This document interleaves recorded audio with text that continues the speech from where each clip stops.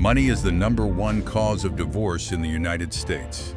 Studies show that couples who argue about money at least once a week are 30% more likely to get divorced than those who argue less frequently.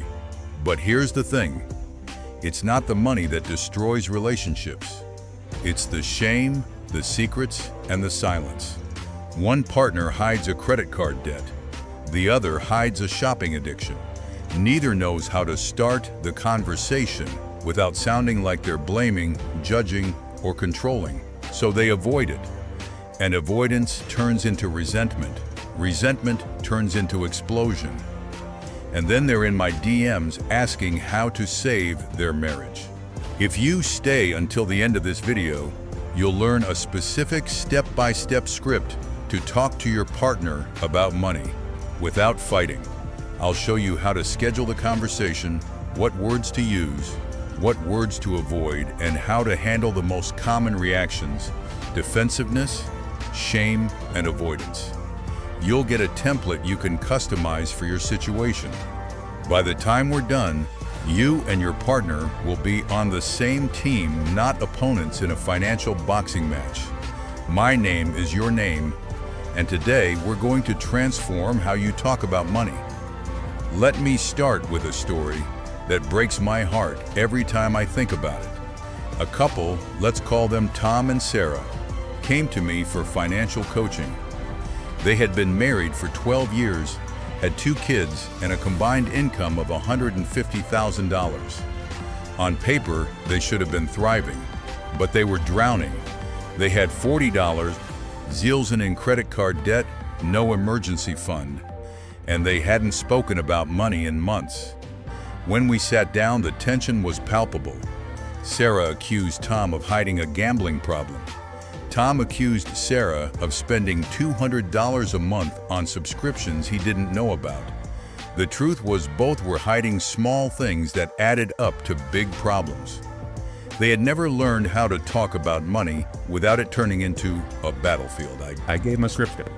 This Saturday afternoon, sit down for 30 minutes. Use these exact words. Do not deviate. They did. For the first time in years, they listened to each other without interrupting. They cried, they apologized. They created a joint budget. 6 months later, they were debt-free. Sarah told me, "We didn't need a financial advisor. We needed a conversation guide. That guide is what I'm giving you today." Why money conversations are so hard. The psychology of financial conflict. Asterisk. Before we get to the script, let's understand why money conversations trigger such strong emotions. Money is not just about math. It's about security, freedom, power, and self-worth. When your partner questions a purchase, your brain doesn't hear, "Let's discuss our budget." It hears, "You're irresponsible." When you hide a debt, it's not about the dollars, it's about the shame. We attach our deepest insecurities to our bank accounts. That's why a conversation about a $50 purchase can feel like a character assassination. Additionally, most couples come from different financial backgrounds. One partner may have grown up in a household where money was always tight and every purchase was scrutinized. The other may have grown up with abundance and never learned to budget. These childhood imprints don't disappear when you say, "I do." They show up in every financial decision. Understanding that your partner's money habits are not personal attacks, they are coping mechanisms, is the first step to productive conversations. The golden rules before you say a word. Asterisk. Before we get to the script, let me give you 3 golden rules that must be in place for any money conversation to succeed. Rule 1. Schedule the conversation. Do not ambush your partner. Do not bring up money when you're both tired, stressed, or hungry. Do not start with, "We need to talk about your spending." Instead, say, "Hey, I'd like to carve out 30 minutes this Saturday afternoon to go over our finances together. Does that work for you?" Scheduling gives your partner time to prepare emotionally.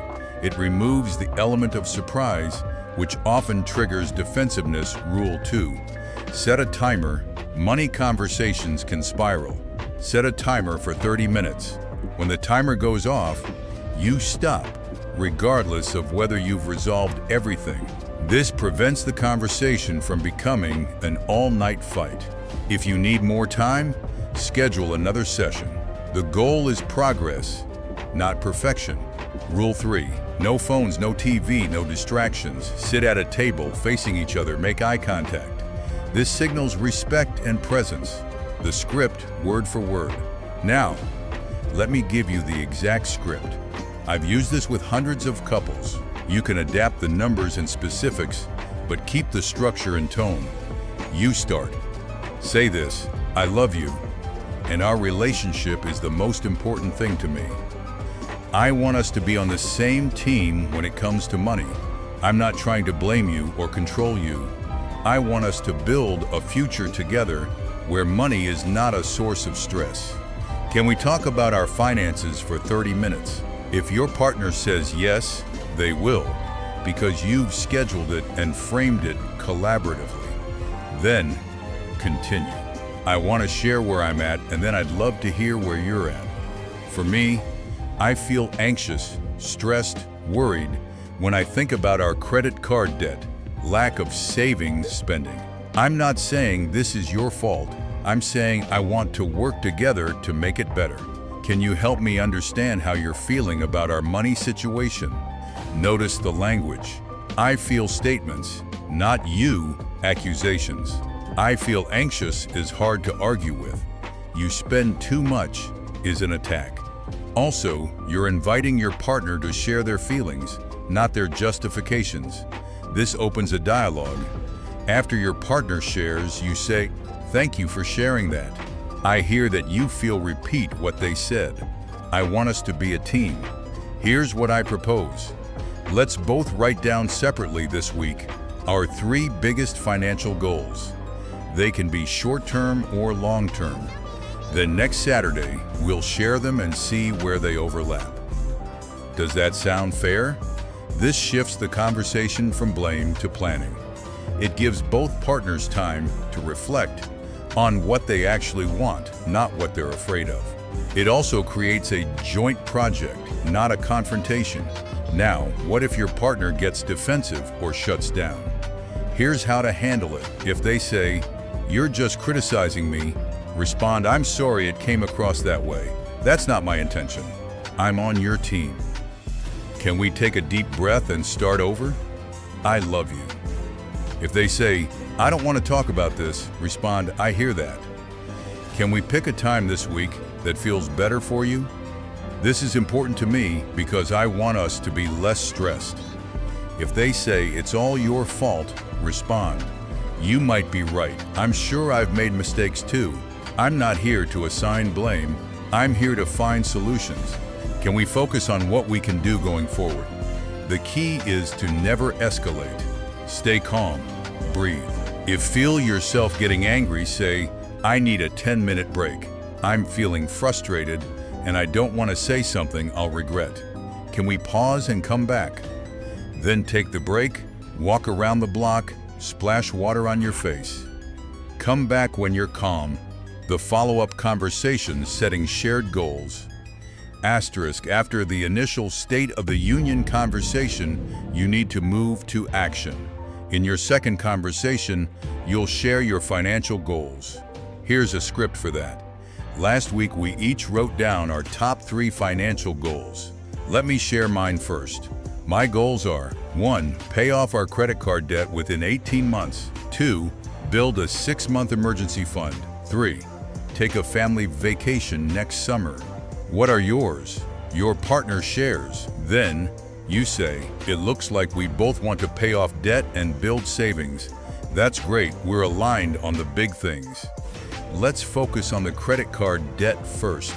How do you feel about using the debt avalanche method?